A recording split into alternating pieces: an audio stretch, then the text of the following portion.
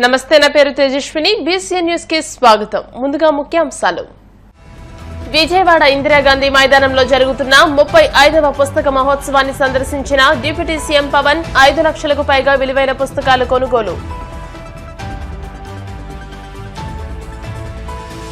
పాలకొల్లులో Dharmarao foundation ఆధ్వర్యంలో ఉత్సాహంగా MLA cup south state level volleyball పోటీలు ప్రారంభించిన మంత్రి నిమ్మల.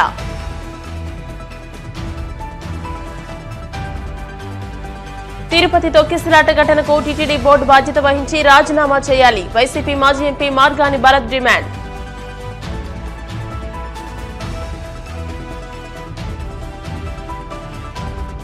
వానపల్లి వెంకన్న ఆలయంలో ప్రత్యేక పూజలు, మంగళ వాయిద్యాల నడుమ శ్రీ స్వామి అమ్మవార్లకు మేల్కొలుపు సేవ, ఐశ్వర్యలక్ష్మి హోమం.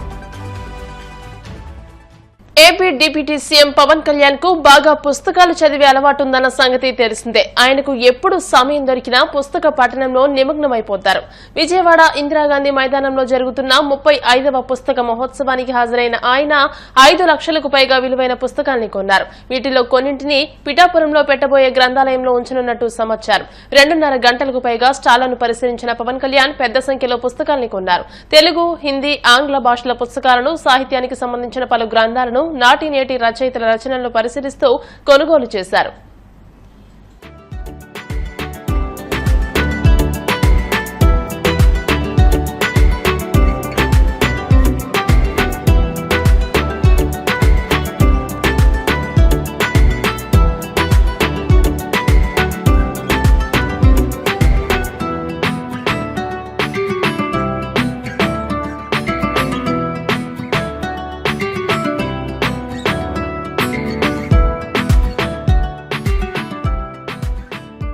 సంక్రాంతి పండుగతో అందరి కుటుంబాల్లో సంతోషాలు, ఆనందాలు వెల్లివిరియాలని మంత్రి నిమ్మల రామానాయుడు ఆకాంక్షించారు. పశ్చిమ గోదావరి జిల్లా పాలకొల్లులో ధర్మారావు ఫౌండేషన్ ఆధ్వర్యంలో MLA cup south state level volleyball పోటీలను మంత్రి ప్రారంభించారు. ఈ సందర్భంగా యువకులకు వాలీబాల్, క్రికెట్ కిట్లను మంత్రి నిమ్మల రామానాయుడు, జిల్లా కలెక్టర్ నాగరాణి, జిల్లా ఎస్పీ అద్నాన్ నయీం అస్మి పంపిణీ చేశారు. రాష్ట్రం నుంచి నలుమూలల నుంచి విచ్చేసిన పలువురు వాలీబాల్ క్రీడాకారులు ఉత్సాహంగా ఈ పోటీలో పాల్గొన్నారు.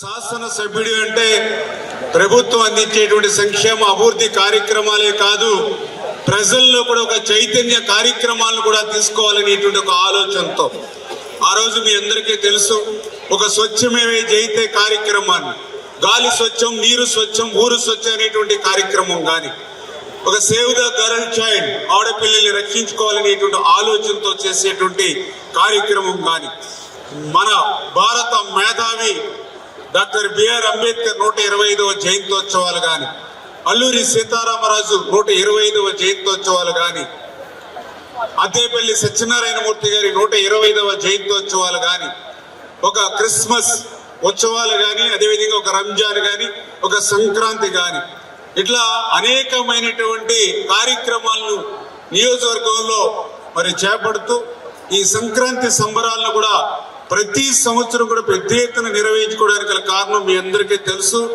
ఈ ప్రాంతంలో సంక్రాంతి అంటే పర్టికులర్ గా మన జిల్లాల్లో, గోదావరి జిల్లాల్లో గుర్తుకొచ్చేది కోడి పందాలు, గుండాటలు, జోదాలు, ఇటువంటివన్నీ గుర్తుకొస్తాయి. వీటిని నియంత్రించాలనంటే ఎన్నో చట్టాలు తీసుకొస్తూ ఉంటాం, శిక్షలు తీసుకొస్తూ ఉన్నాం. మరి స్టేషన్లు పెంచినా కూడా మరి ప్రజల్లో మార్పు రానంతసేపు, సమాజంలో మరి యొక్క చైతన్యం తీసుకురానంతసేపు కూడా వాటిని నిలువరించడం కష్టమవుతుందనే ఉద్దేశంతో ఆ సంక్రాంతి సంబరాలలో అటువంటి వాటి వైపుకు యువత మరలకుండా నిలువరించేటువంటి శక్తి ఈ ప్రపంచంలో దేనికైనా ఉంది అని అంటే అది ఒక్క క్రీడలకు మాత్రమే ఉంది అనే ఉద్దేశంతో ఈ సంక్రాంతి పర్వదినాల్లో కోస్తాంధ్ర ప్రజలందరికీ కూడా సంక్రాంతి అంటే ఒక ప్రత్యేకం. సంక్రాంతి ఎప్పుడు వస్తుందా అని చెప్పి ఎదురు చూస్తూ ఉంటాం. సంక్రాంతి అయిపోయాక మళ్ళీ ఎప్పుడు వస్తుంది అని చెప్పి ఎదురు చూస్తూ ఉంటాం. అయితే సంక్రాంతి అతి గొప్పగా జరగడానికి మన జిల్లా పెట్టింది పేరు.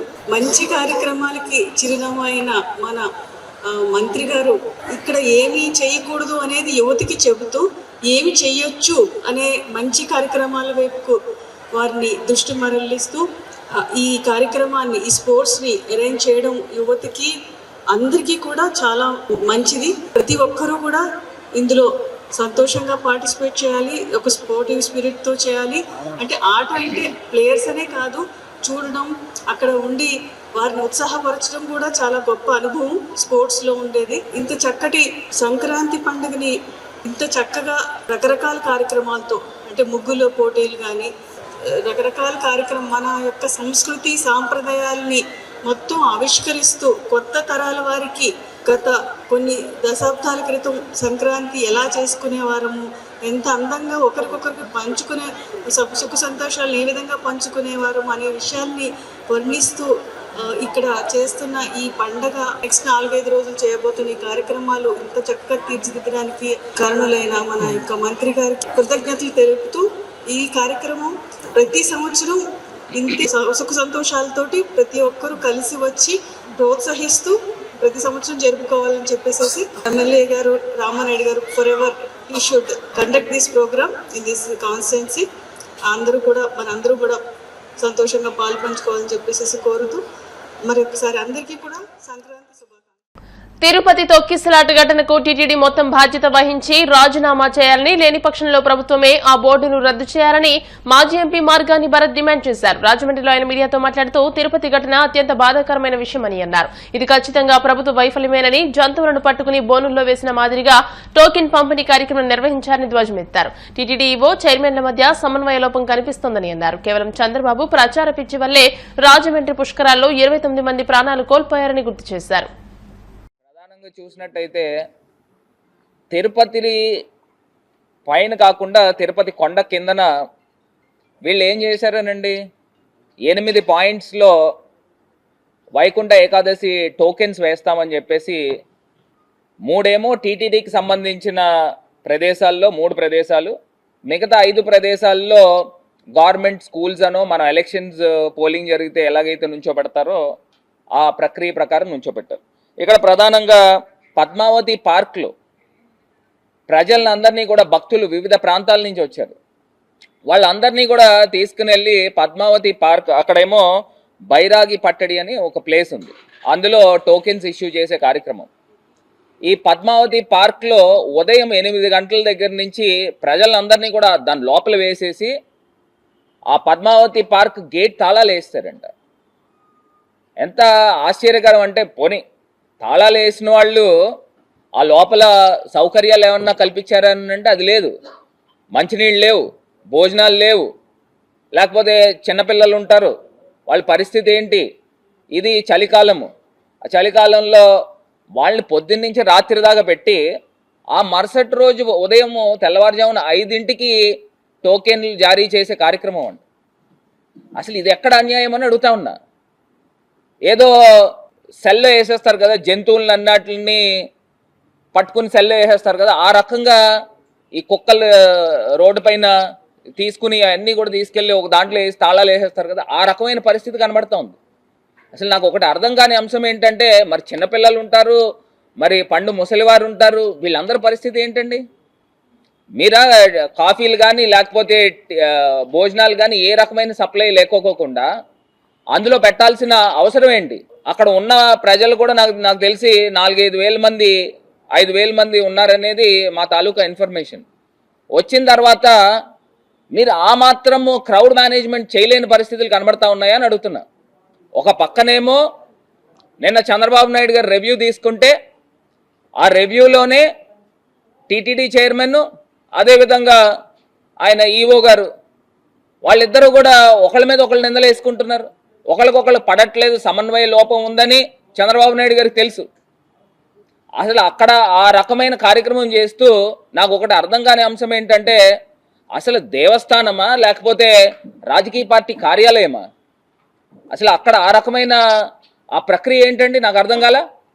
అంటే ఇంత దారుణంగా వ్యవహరిస్తూ మరి సుమారుగా 7 చనిపోయారు, ఇంతమంది ప్రజలు క్షతగాత్రుల కిందన ఉన్నారని అంటే ఎంత బాధాకరం అండి.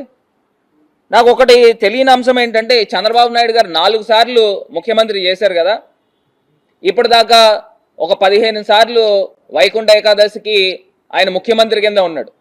క్రౌడ్ మేనేజ్మెంట్ చేయడం చేత కాదండి? క్రౌడ్ మేనేజ్మెంట్ చేయడం పని మనకు చేత అవ్వదా? ఇదే రాజమండ్రి పుష్కరాల్లో 29 మంది చనిపోయారు. ఎవరి గురించి చనిపోయారు? కేవలం చంద్రబాబు నాయుడు గారి పబ్లిసిటీ గురించి. అదే చంద్రబాబు నాయుడు గారు రాజకీయ సభల్లో మొన్నటికి మొన్న అది ఏం చేశారు? కందుకూరులో 3 చనిపోయారు, ఇంకొక చోట 8 మంది చనిపోయారు. చీరలు పంచుతున్నాము అని రాజకీయ మీటింగులకి రప్పించుకుని అక్కడ కూడా స్టాంపేడ్ జరిగిన కార్యక్రమం. మొన్న తిరుపతిలో మరి 7 చనిపోయారు. దీనికి ఎవరు బాధ్యత వహిస్తారు? ఈయనేమో పవన్ కళ్యాణ్ గారు డిప్యూటీ సీఎం గారేమో ఆయన క్షమాపణ చెప్తున్నాడు. ఆయన చెప్పి ఆయన డైరెక్ట్గా ఆయన తిరుమల తిరుపతి దేవస్థానం బోర్డు పైన డైరెక్ట్గా మీరందరూ చైర్మన్ ఈవో మీరందరూ కూడా వెంకయ్య చౌదరి అన్న ఆయన మీరందరూ క్షమాపణ చెప్పాలా అని ఆయన చెప్తున్నాడు. ఆయన చెప్తుంటే ఈ టీటీడీ చైర్మన్ గారు ఆయన ఏం చెప్తున్నారండి, నాయుడు గారు బిఆర్ నాయుడు గారు ఏమంటున్నారు, ఎవడో క్షమాపణ చెప్పమంటే నేను చెప్పాలా? ఒకవేళ నేను క్షమాపణ చెప్తే చనిపోయిన వాళ్ళు తిరిగి వస్తారా? అసలు ఇదేం మాటలు నాకు అర్థం కావట్లా. అంటే ప్రాణానికి మీరు ఇచ్చే విలువ ఏంటనేది ఇక్కడ కనబడుతుంది. కోనసీమ తిరుమలగా వర్ధిల్లుతున్న వాడపల్లి శ్రీ వెంకటేశ్వర స్వామి ఆలయంలో ఆదివారం ప్రత్యేక పూజల వైభవంగా నిర్వహించారు. మంగళ వాయిద్యాల శ్రీ స్వామి అమ్మవార్లకు మేలుకొలుపు సేవను నిర్వహించిన అనంతరం ఐశ్వర్యలక్ష్మి హోమాన్ని జరిపించారు. అర్చకులు శ్రీ స్వామి అమ్మవార్ల వసంత మండపంలో అష్టోత్తర పూజలను నిర్వహించగా ప్రత్యేక అలంకరణలో ఉన్న స్వామిని దర్శించుకుని భక్తులు తరించిపోయారు.